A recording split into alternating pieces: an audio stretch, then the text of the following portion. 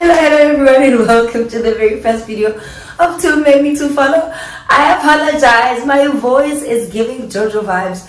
I had flu guys and I decided to film today, but anyway, I'm sure you can already tell by the title of the video that I have decided to embark on this journey. Today we're getting to know me better, sweetie. Let's open the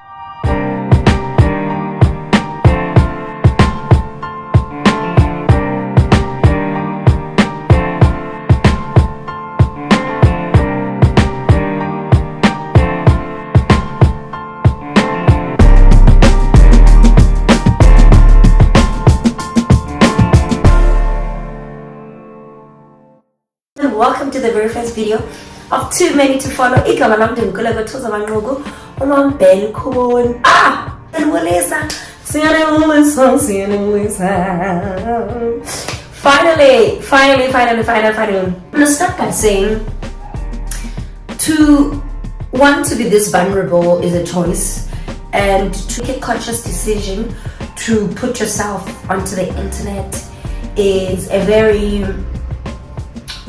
hard decision to make, because once you put something on the internet, you can't take it back. I've been contemplating this for the very longest, because I felt like the world is gonna judge me, people are gonna say mean things, and then I said to myself, and I was like, but these are the things that I already know about myself, and I am putting them up there for someone else to learn, for someone else to learn a thing or two, and for us to just, let's get to know each other.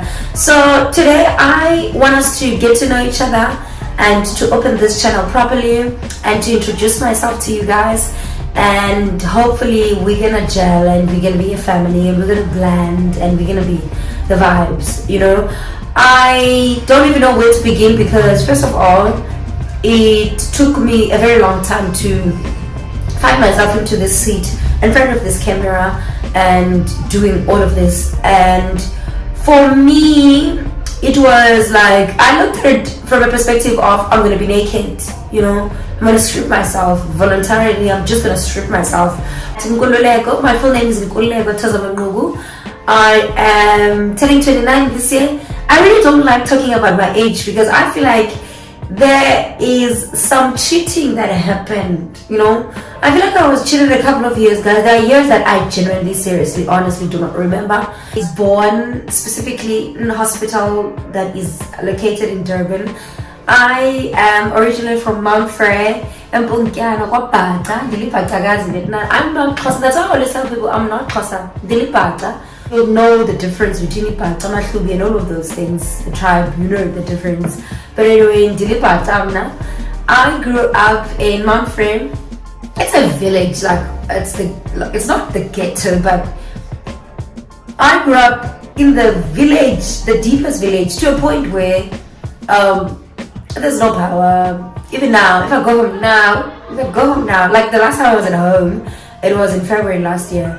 And when I was there, they were still putting the poles to do Furumbane. And so, that's just the vibes. Literally, grew up in a basic, proper village. And if I say I go home to Mount Frere, literally that's where I'm going.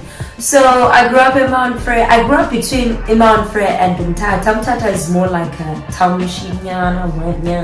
So, if you are watching this video and you wasn't Punkyana and Mount Frere, hey, shout out to you.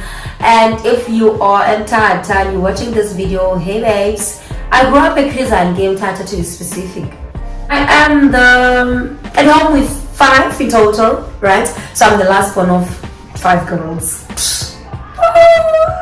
I'm the kid.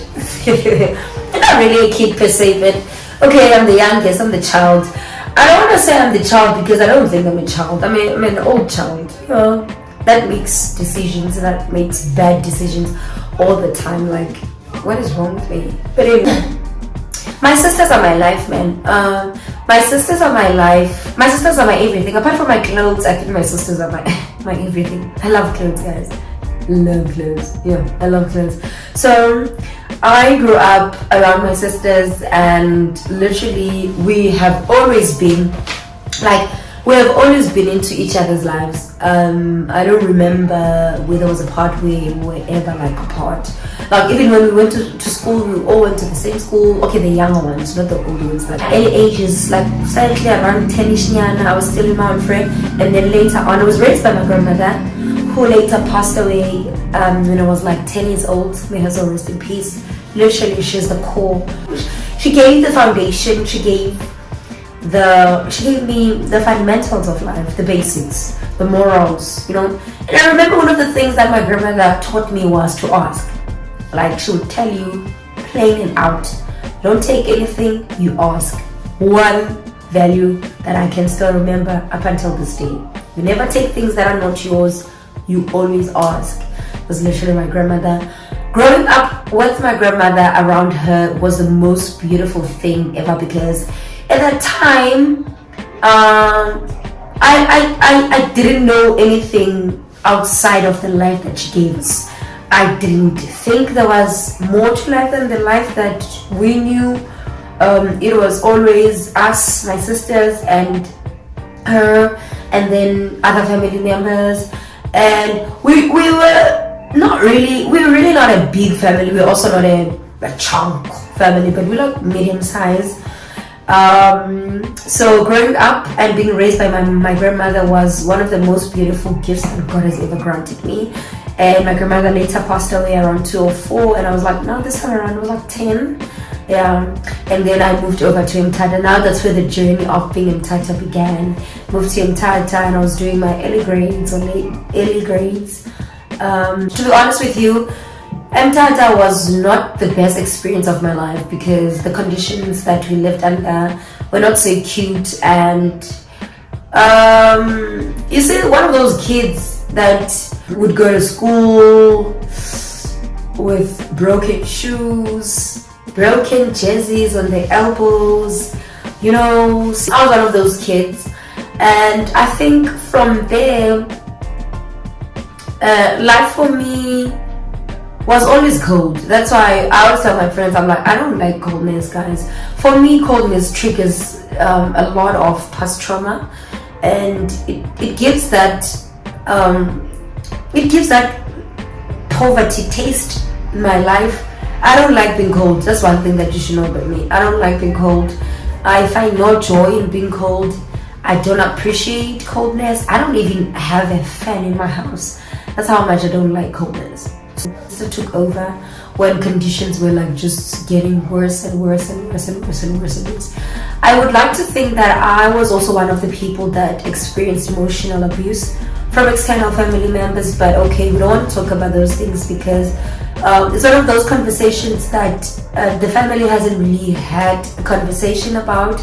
And even if we were to have those conversations about the people that were abusive towards me and my sisters, they are no longer alive. So it was just a matter of you make peace with it and you move on. And you don't only make peace with it for the sake of making peace, but you make peace with it for your own sanity purposes. So conditions in Mthatha were not so great. I ended up leaving and coming to Cape Town. And I got to Cape Town, I was staying with my sister. Oh, it was the best times of my life.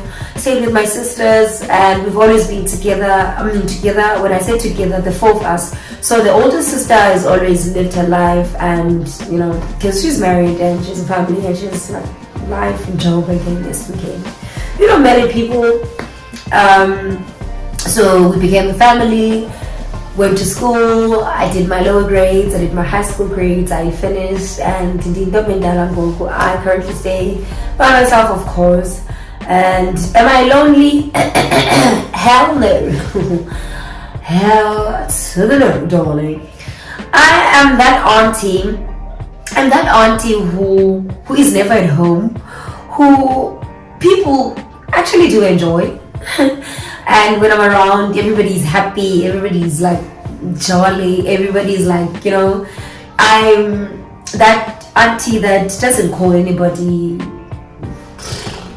That always get calls when somebody passed, or when there's a problem at home, or when there's somebody that needs something. And I also do the same thing. So we have that relationship. But one thing that I appreciate about my family is that irrespective of how we all have built our lives, when we have to like come together, we're fine, you know.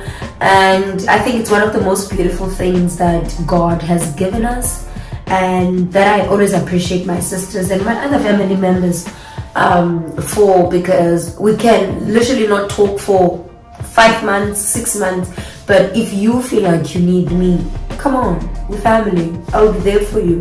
In the same breath that if I ever feel like I need them, they're always there for me. So I've always built my life around just being alone. I've done basically everything by myself. I've found my first college alone. I've always been figuring life alone, to a point where just being alone for me is like, you know, it doesn't bother me. I don't see anything wrong with it. If obviously I do want to be around people, I'll make calls and I'll join other people. If I don't want to be around people, I don't want to be around people. So I'm that one person that is used to just being by herself, because that's literally the only thing that I know. Honestly speaking, it's the only thing that I know. People always ask me, don't you feel lonely? No, guys, no, I don't feel lonely. There was a time where I had issues, personal issues, my past traumas, my past experience, heartbreaks, all of those things. When all of those things I had not dealt with them, there would be moments where I would feel lonely. But then through life and everything, I went through therapy. I went through a lot of therapy and a lot of journaling and a lot of therapy and a lot of therapy. And then I started seeing things differently, and then I started, managing things differently. So no, I never get lonely. I can be in my house for over 2 good months. It doesn't bother me. I'm at home, I'm good. If I have food, I've got food, I've got internet. What more do I need? So I'm one of those people that don't have a problem with being by themselves. Do I have a man? No. No man, no kids, nothing. I am not interested. Because what do you do with a baby? Lifetime commitment. You can't even get a break. No, you sharp guy on the second half. Men, South African men have proven to me that they can be very much inconsistent, and I'm good without them. So I don't date, guys. I don't date. I have a child. And for me, guys, it's okay. Like, for me, that's just the life that I've chosen for myself. That's the life I want. It's important that I do things that I want, because I came to a realization that it's my life. I can do whatever I want, and I don't want to be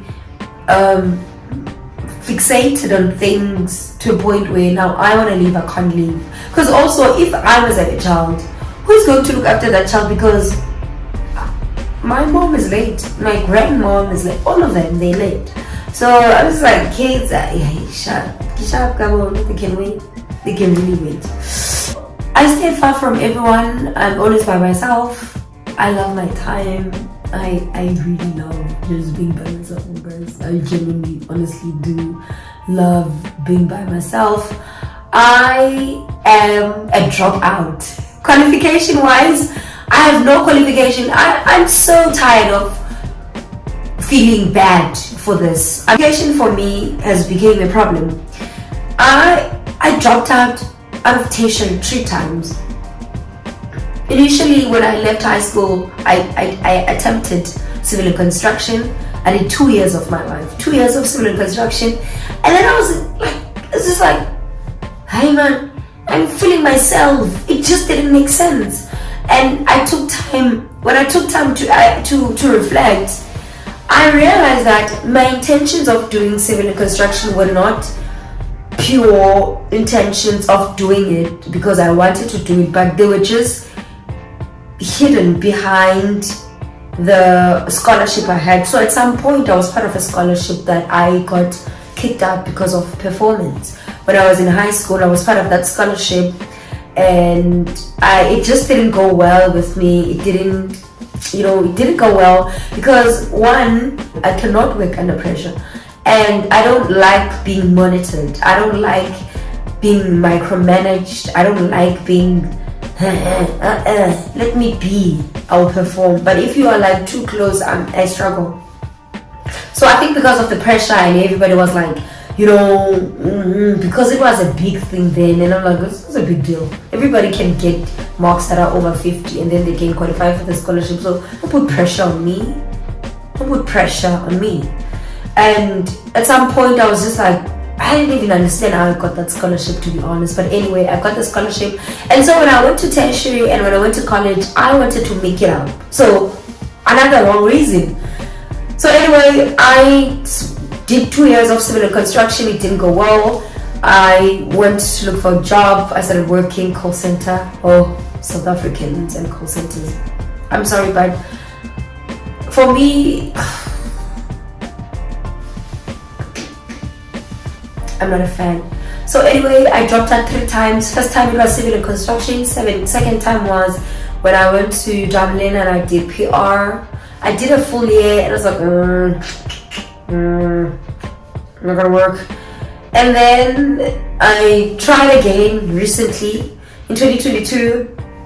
I did digital marketing and I did about 4, 8, 12. Yeah, I did a full year, but just didn't work out. So I have no qualification because I don't feel like I have figured it out. What exactly do I want to study? But I do know for a fact that I am very much business passionate. I am a CEO, I am a founder, I'm a runner of Ivy Brand Boutique. I have an online store boutique that I run, done by myself, from the website to literally the paper bag that is sitting there in my house. I am one proud person of that journey because that journey was one of the things that I was very scared to embark on. So I did it after some time and it has been very much faithful. And I think I'm in a point where I kind of have an idea of what I'm doing, where am I going, what's happening. I'm at a point now because IBB was officially launched March, February. I'm not sure, I stand corrected. I'll put the correct date when I'm editing. For IBB rather, I started off by doing nails. So I have the online store. I also run the nail bar, do house calls and all of those things, and I run the salon for my place. And also I am a freelancer. So freelancer, I do a million other things. I teach English online, I'm a transcriber, I'm a captionist. I do everything and anything that I'm able to do that can give me money. So I'm a hustler. I like to think that I went to a school of life. If there is such, saying that I'm not a graduate and saying that I haven't discovered exactly what it is that I would like to pursue at school, and also saying that I am one of the people that believe that school is not for everyone. But also when you're gonna come with that concept of saying school is not for everyone, I feel like it's important that you push on skills that you have, you push on things that you are able to do, because at the end of the day, we all wake up and go to school because we want to become something, we want to be perfect at something, so that whatever thing can give us an income. And I feel like if you are doing whatever hustle that you're doing and it's able to give you the money that you need, it's able to put you in places where you'd like to be, it's giving you some happiness and satisfaction to a certain degree, then I feel like you're good to go. So you just make a living out of that. Million other skills that I do. I'm a video editor. If you go through my LinkedIn profile, you'll see like I have so many skills that I have. Some are polished, some are not, some I'm still working on them, some are not really to like exceptional degree, but I am one of those people that would make things happen. I was thinking the most nice thing about that is that I find happiness and I'm able to maintain the life that I have. And I'm not saying I've got the best life, the luxurious life. No, I'm not there yet. We're still working towards it, and that is why the hustle never stopped. If you go through my personal Instagram, you'll see that I also do some promotion work. guys, to be honest with you, I don't have a specific job that I say I'm doing. I don't have an 8 to 5. I hate 8 to 5. They make me sick to the core. But I do them because sometimes the hustling is not enough to put food on the table. And you know, because some of us don't have fathers to call and be like, yo daddy, I need this. So then I'll be forced, you know, to find myself going back to the office and doing all of those things. Will I go back to school? Maybe someday. Do I know what I want to do? No, I have no idea. Do I know what I want to do now? Yes, I have an idea.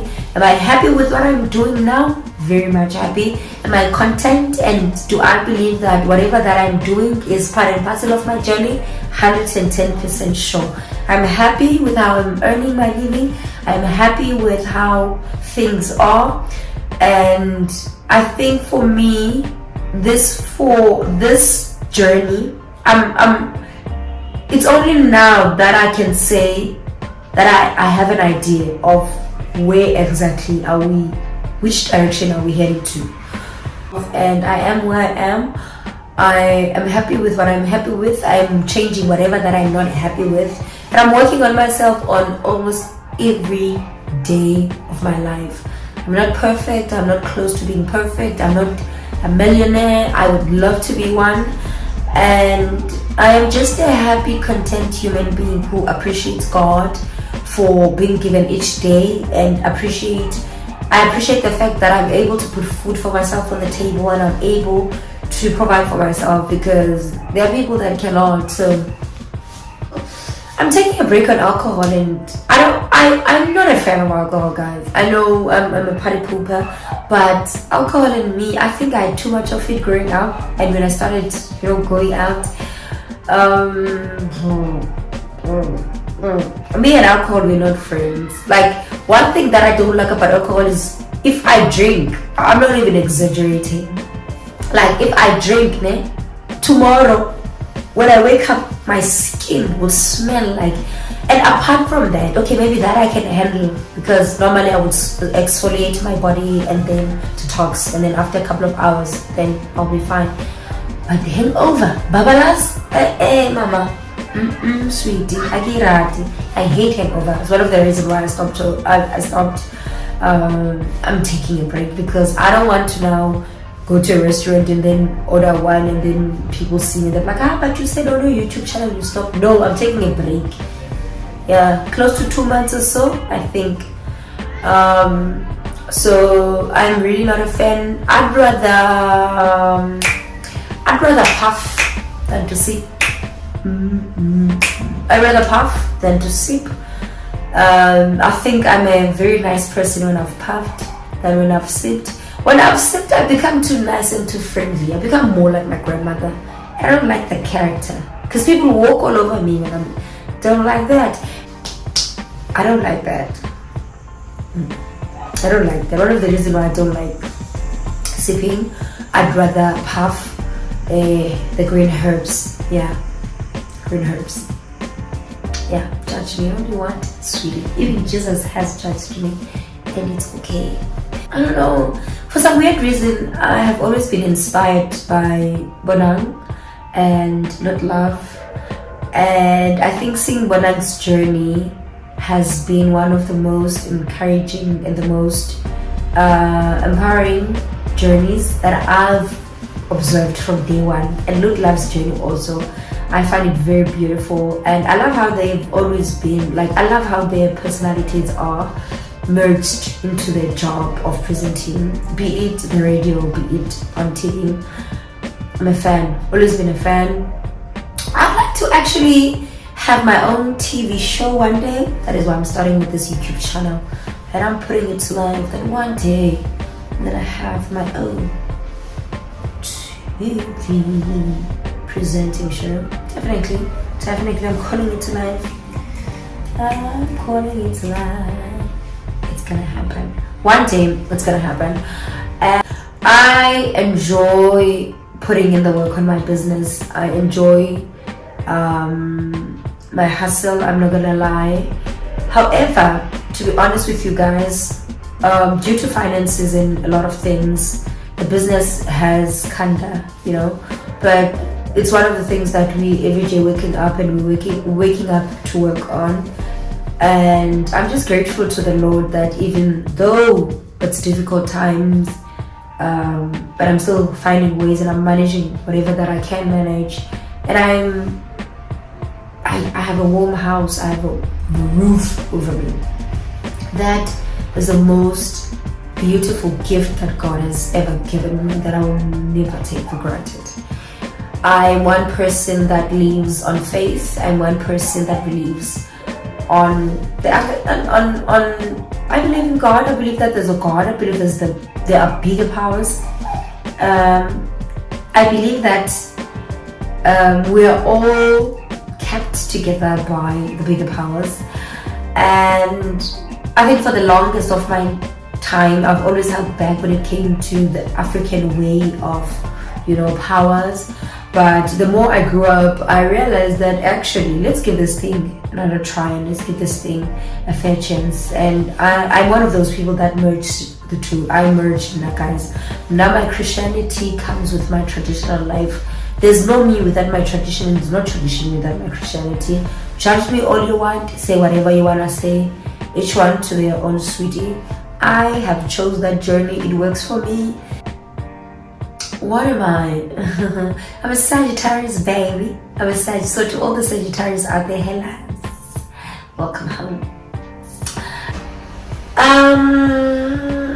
I think the past couple of years and the past couple of experiences that I've experienced in total, that's inclusive of what I've touched base on and other things that I didn't even touch base on.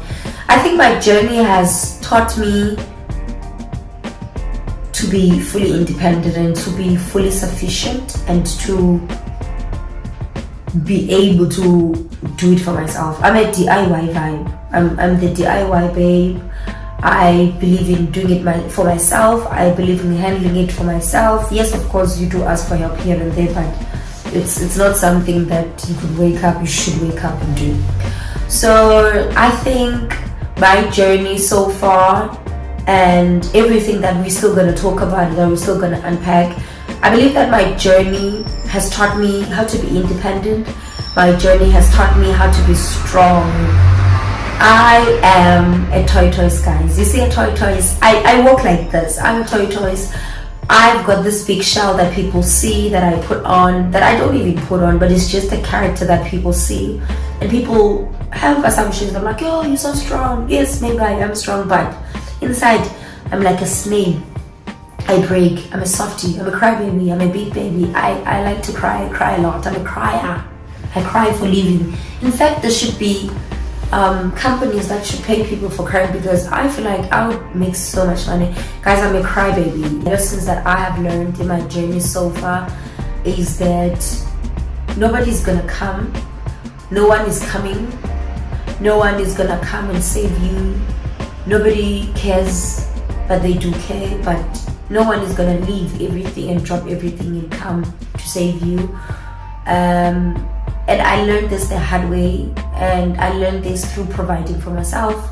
I learned this through making very difficult decisions in my life, in my personal life, in my academic life, in my financial life, in my all lives that you can think of, in my spiritual life, in my physical body life, in my all type of life that you can think of. And for me, the journey so far has been bittersweet, and there are good days, there are bad days, but each day, man, I take each day as it comes. And I think that starting this YouTube channel is also one of the things that I've been wanting to do, but I've been holding back because I have been scared and skeptical. But after a lot of thinking about it and understanding the bigger vision and the bigger goal and all of these things, I've come to a realization that, you know what, eventually for the business that I'm in, I do need audience. So opening the YouTube channel is a way of building my audience for my businesses, for my business's purposes, for my business's exposure. And there's no other way of doing it except the way that I know how. So you will be guys getting to know me better. I will be doing a lot of sharing some personal information with the intention of, you know, helping somebody that is younger than me, somebody that has walked some similar journey as me, somebody that has probably would find a thing or two that I've went through and they relate. So the main purpose of me opening my YouTube channel is to get closer to the people that have the same journey or who are walking the same journey as me, and basically to do something that I genuinely honestly want. Guys, to be honest with you, I've always wanted to have a YouTube channel. I've really honestly been, but the problem has always been, what content are you going to do? So I'm just at a point where I'm doing everything and I'm just giving it my all, and hopefully as we get to know each other, as we get to grow, we're gonna, you know, help each other grow. We're gonna teach each other things. We're gonna, you know, learn. We're gonna, you get, and hopefully this video can get to a person, or to the next videos can get to the people that genuinely, honestly do need them. And I'd like to close by saying that we're here. If you are watching this video and you're at this point of the video, please do comment down below on some of the information that you guys would like to know. If there are a lot of questions and there's like a lot of things that you guys would like to know, by all means I'm willing to redo a part 2 of getting to know me, answering all of those questions. So I just kind of like touched based on things that I could get my head onto, and there's no better way of trying if it's not breaking. So this is you getting to know me and me getting to know you. Welcome to the very first video, and I hope that we're gonna grow, and I hope that we're gonna grow and grow and grow and grow and grow. Please don't forget to comment, share, subscribe onto the channel so that every time there's a new video you can also be notified. Share the video for the algorithm purposes, like the video for the algorithm purposes. I think that's about it from getting to know me. Up until the next video, thank you so much for watching. Keep well. Goodbye for now.